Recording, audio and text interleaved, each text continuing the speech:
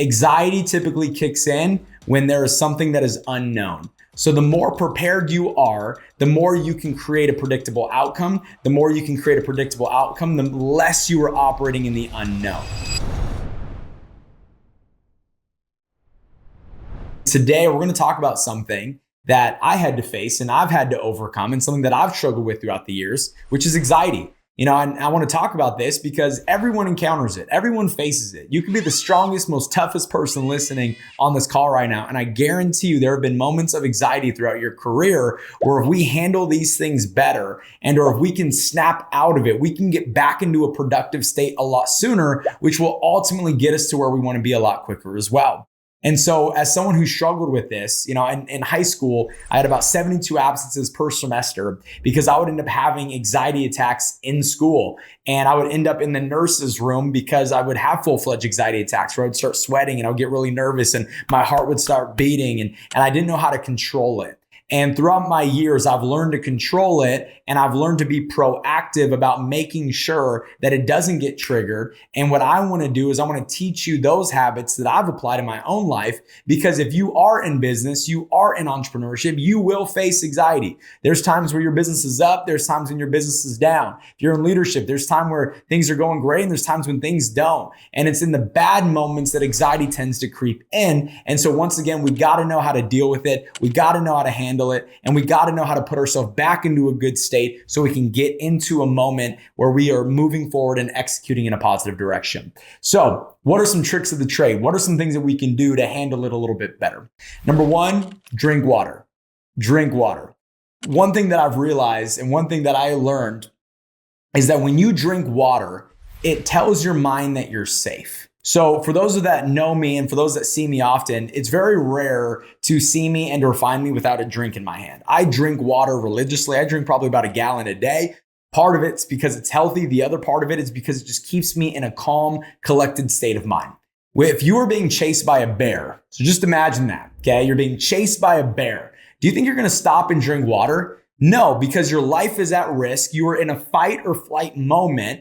And so being in a fight or flight moment, being at risk, you're not going to sit there, take a break and drink some water. So when you do drink water, it lets your mind know that you're safe. It lets your mind know that things are okay, because most people that are in a fight or flight moment are not stopping and having a sip. They're not. And so it lets your mind know you are good. You are okay. Everything's fine. And so I would highly encourage those, especially those that struggle with this deeply, always make sure that you have some type of water or some type of drink around you, Gatorade, whatever it is that you like to drink, have it around you, because every time you sip a sip, it lets your mind know, hey, you're good. You're good. You're good. And it helps you remove yourself from fight or flight, and it helps you calm down. Number two would be control your breathing. Control your breathing. Obviously when anxiety kicks in, what happens? Our heartbeat goes up, our breathing becomes short, and we have shallow breath. And so if we can learn to just count in 1, 2, 3, and we can control our breathing, what will start to happen is we can bring down our heart rate. Our anxiety will slowly go away. And through that, we will get back our normal state of thinking, our normal mindset, and we'll get back our strength. So number two is focus on your breathing. Slow down your breathing, slow down your heart rate, and try to align your mind with your heart once again, so that way you can calm down. The third thing that I would do is ask yourself questions that bring you to memory. And what do I mean? When you are experiencing anxiety or worry or stress or doubt, you are typically operating out of the lower part of your brain. When you go to memory of what something looks like, memory of what something felt like, what happened. When you go to memory, it takes you from your lower brain to your right brain, which basically takes you out of the state that you are currently in. So an example of this would be, I'm in a moment of anxiety, I'm having an anxiety attack, or my heart's beating, my heart's racing. And if I ask myself questions like, what color is my interior? What color are the cabinets in my kitchen? What color is my mom's cabinets in her kitchen? Right? What city did I grow up in? Right? And you start asking yourself questions. What you're doing is you're taking yourself from one part of the brain to another part of the brain, which will then help take you out of the current moment of worry, doubt, and anxiety that you are beginning to feel and experience. Number 4, preparation. Preparation, preparation, preparation. Anxiety typically kicks in when there is something that is unknown. So the more prepared you are, the more you can create a predictable outcome. The more you can create a predictable outcome, the less you are operating in the unknown. Most people are unprepared and then they wonder why they constantly face levels of anxiety. But those who are extremely prepared, they don't rise up to the occasion. They sink to their level of preparation, and that gives them a level of confidence, which leads to them not having to fall into that place of anxiety. And that's something that's worked for me. People ask, Matt, what are some of the things that's made you extremely successful? In fact, I think one of the things that made me successful was my anxiety, because I focus on becoming so prepared and so ready so that way I can predict the outcome. So I was never operating in the unknown. And me focusing on being so prepared, it was what led to me actually becoming good at things. And so if you become very prepared, you do your due diligence, you spend some time prior to whatever you were about to encounter, now all of a sudden the level of confidence that you are operating with goes through the roof. And then number 5, operate in faith. Pray. Pray, pray, pray, pray. Your creator does not operate in anxiety. Your creator does not operate in worry. Your creator does not operate in doubt or fear. And when you are triggered and experiencing those emotions, those are emotions of the enemy. And so how do we get out of emotions of the enemy? We lean on our creator. We pray, we sit down, and we just ask God to bless the moment that we are currently in and remove the current emotions that we are feeling. And I know it's a lot easier said than done, but if we can operate and start praying, and if we can allow our creator to step in those moments, we will experience the other moments a lot less. The 6th thing that I would say is operate from a state of gratitude. You cannot be grateful and experience anxiety at the same time. Anxiety and gratitude do not sleep in the same bed. So if you want to remove anxiety, start saying out loud everything that you are grateful for. I'm so happy and grateful that I have all my fingers. I'm so happy and grateful that I have breath in my lungs. I'm so happy and grateful for the home that I'm in right now. I'm so happy and grateful that I have food in my stomach. Now all of a sudden, you go from an anxiety state of mind to a grateful state of mind.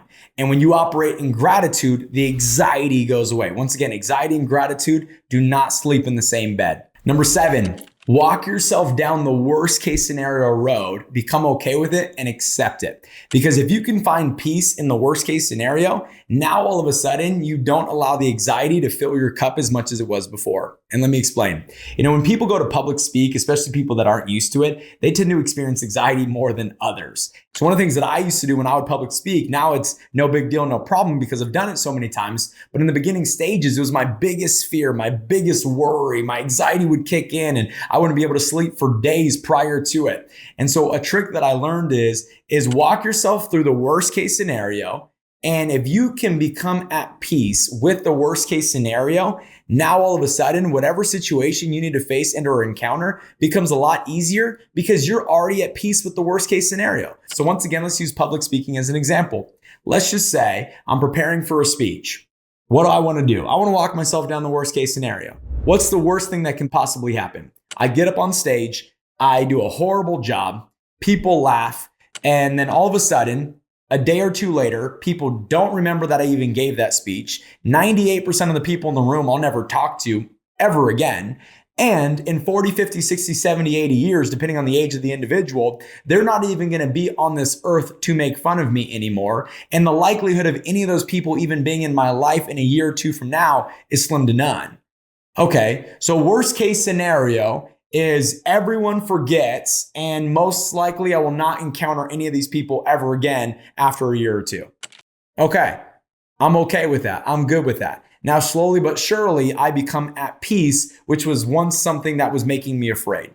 Does that make sense? And so if we can walk ourselves through that road of pain and we become at peace with it, now whatever we have to face becomes a lot easier to handle, and it becomes a lot easier to stay in a positive state and not lose ourselves to the negative emotion that we were just experiencing. So with that being said, those are the 7 things that I've done to help me with my own anxiety. And if we can become better at handling our anxiety and we can get ourselves back into a positive state, every single one of us will become a lot more effective. Guys, there's a lot of people that struggle with this.